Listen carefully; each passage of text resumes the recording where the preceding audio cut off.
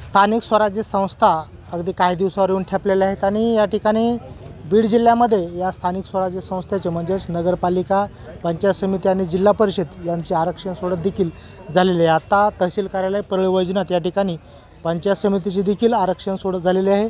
आपल्यासोबत या ठिकाणी राष्ट्रवादी काँग्रेस पार्टी शरद पवार गटाचे परळी तालुका अध्यक्ष बाबा शिंदे आहेत। काय सांगायचं आहे, आताच या ठिकाणी पंचायत समितीचं आरक्षण सोडत झालेले आहे। हो, आत्ताच झाली। ईश्वर चिठ्ठीप्रमाणे पंचायत समितीचं आरक्षण सोडत झाले आणि आत्ता इथून पुढचे आता इच्छुक उमेदवार ते आता हे बाकीचे कार्यक्रम चालू झाले। बरं, तुमची कशी मोर्चे बांधणी सध्या सुरू आहे? कारण महाविकास आघाडीची अगदी सर्व पदाधिकारी कार्यकर्ते अनेक जण उत्सुक आहेत, अनेक जण या रणांगणामध्ये उतरणार आहेत, तर आपली कशी रणनीती असणार आहे? महाविकास आघाडीची टोटल आमची बैठक होणार आणि त्या बैठकीमध्ये असं आम्ही ठरवलेलं आहे। त्याच्या आधी एक बैठक झाली की जो माणूस त्या गटात त्या गणात इच्छुक असेल किंवा तो ओरली माणूस म्हणजे सगळी पब्लिक त्या माणसाला म्हणजे मानित असेल तो कोणत्या पार्टीचा आहे, राष्ट्रवादी शरदचंद्र पवार पार्टीचा असेल, उद्धव बाळासाहेब ठाकरे पार्टीचा असेल, काँग्रेसचा असेल, कम्युनिस्टाचा असेल, जो माणूस ते टोटल गणातून त्या माणसाचं नाव येईल चांगलं म्हणून त्या माणसाला आम्ही ॲक्सेप्ट करणार आहे।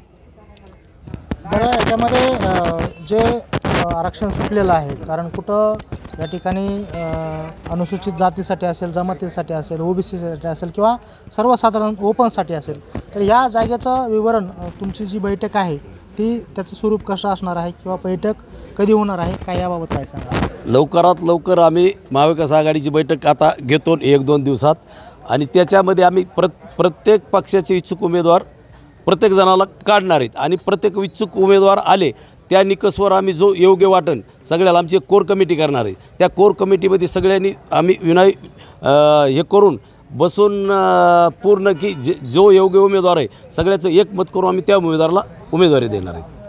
बरं, हे सध्या रणांगण सुरू आहे आणि या ठिकाणी प्रत्येक पक्ष यामध्ये सध्या या ठिकाणी उतरणार आहेत, तर आपण देखील तेवढ्या ताकदीने यामध्ये उतरणार आहेत।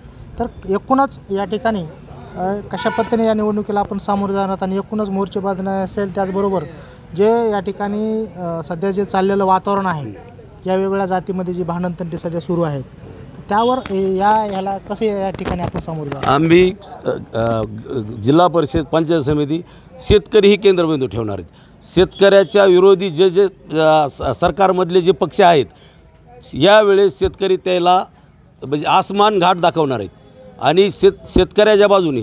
आणि आम्ही आत्तापर्यंत प्रत्येकाला 50,000 रुपये हेक्टरी मागितलं आहे। घासलेल्या जमिनीचं ह्याचं आम्ही पंचनामा करा म्हणालो, आम्ही तिथं चाललो, पण हे गेंड्याचं कातड्याचं सरकार हे अजून एक पंचनामे करीना, काय नाही, आणि बोलाचा भात आणि बोलाची कडी असं समजून नुसते आकड्याची घोषणा करायली। आकड्याची घोषणा करून तुम्हाला सांगतो 5 म्हणजे जवळपास जिल्हा परिषदला आणि पंचायत समितीला 10 वर्षे झाली, 8 ते 10 वर्षे ह्यांनी भेऊन इलेक्शन घेतलं नाही। का घेतलं नाही? कारण त्याला माहिती आपण शेतकऱ्याशी काय दिलं नाही, मजुराला काय दिलं नाही, म्हणजे उपेक्षित असं कुणाला काही 1 रुपयाही त्यांनी कसलीच दिलं नाही। त्याचा कार्यक्रम आहे फोडा तोडा आणि राज्य करा, फोडा तोडा राज्य करा। ह्यावेळेस जिल्हा परिषद पंचायत समितीचे शेतकरी, शेतमजूर, मतदार, सुज्ञ मतदार ही त्याला यावेळेस धडा दाखवून देतील। आपल्यासोबत या ठिकाणी उत्तमदादा माने देखील आहेत। तर दादा, या ठिकाणी सध्या जे मुख्यमंत्री साहेबांनी जे पॅकेज शेतकऱ्यासाठी जाहीर केलेलं आहे त्याबाबत काय सांगायचे? सगळ्यात महत्त्वाचा मुद्दा, भारतीय जनता पार्टीच्या नियोजनाखाली जे का आता महायुतीचं सरकार आहे, ह्या सरकारचा जर तुम्ही सर्व अभ्यास जर केला तर मुळातच देवाधर्माच्या नावाखाली सर्वसामान्य माणसाला मूर्खात बनविणे, देवाधर्माचं ही लाट चालली नाही, त्याच्यानंतर हिंदू मुस्लिम वाद वळवणे, हिंदू मुस्लिम वाद देखील हा संपलेला आहे। हिंदू मुस्लिम वाद संपल्यानंतर ओबीसी विरुद्ध मराठा हा वाद लावण्याचं काम या महाराष्ट्राच्या मुख्यमंत्र्यांनी केलेलं आहे। आता ओबीसी मराठा ह्या वादामध्ये सुद्धा पडदा पडत आहे। लमाण समाजसुद्धा आक्रमक बोलू लागलेला आहे। ओबीसी मधला इतर समाजसुद्धा आक्रमकतेने समोर येऊ लागला आहे। त्यांचे जे काही एस टीमधले मूळ प्रश्न आहेत हे मूळ प्रश्नाला बगल देऊन ओबीसीचं राजकारण या महाराष्ट्राचे मुख्यमंत्री करू पाहत आहेत आणि ते राजकारण करण्यासाठी पेड लोक या महाराष्ट्राच्या मुख्यमंत्र्याने सोडलेले आहेत आणि या पेड लोकाला साथ या आमदार आणि सहकारमधले मंत्री हे ह्या पेड लोकाला सहकार्य करायला लागलेले आहेत.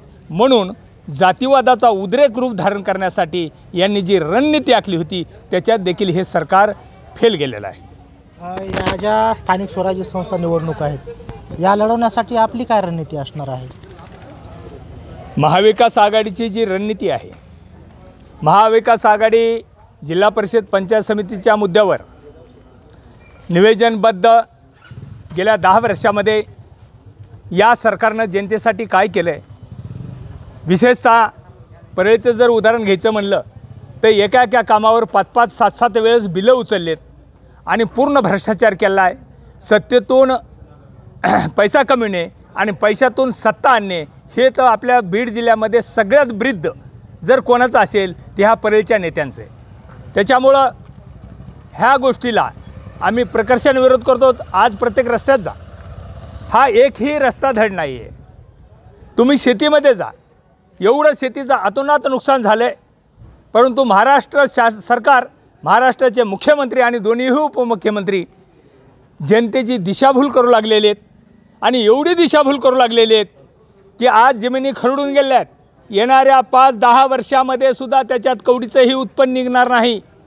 आणि कोणी म्हणतं 3 लाख देऊ, कोणी म्हणतं 2 लाख देऊ, कोणी म्हणतं 1 लाख देऊ. म्हणजे सरकारच्या मंत्र्याचाच मेळ एकामेकाला नाही आहे, अशी अवस्था या ठिकाणी आहे.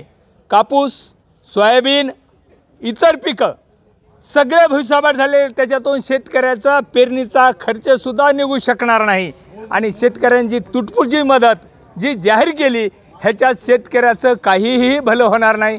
त्याच्यामुळं सरकारनं असा ठोस निर्णय घेऊन शेतकरी येणाऱ्या काळामध्ये जो आत्महत्या करणार आहे, सर्वसामान्य माणूससुद्धा आत्महत्या करणार आहे, व्यापारीसुद्धा सर्वसामान्य व्यापारी आत्महत्या करू लागलेले, यांच्यासाठी सरकारनं असा ठोस निर्णय घेणं महत्त्वाचं आहे.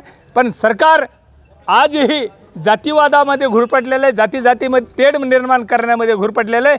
महाराष्ट्राच्या मुख्यमंत्र्याला आमची एकच विनंती की त्याने वास्तव परिस्थितीनुसार जनतेला न्याय द्यावा, शेतकऱ्याला न्याय द्यावा, सर्वसामान्य माणसाला न्याय त्यांना द्यावा, हीच मी या तुमच्या माध्यमातून महाराष्ट्राच्या मुख्यमंत्र्याला विनंती करतो. बरं, सध्या पाहिलं तर जे मुख्यमंत्र्यांनी पॅकेज घोषित केलेलं आहे याचं या ठिकाणी त्यांच्या पक्षाकडून म्हणजेच महायुतीकडून स्वागत केलं जात आहे.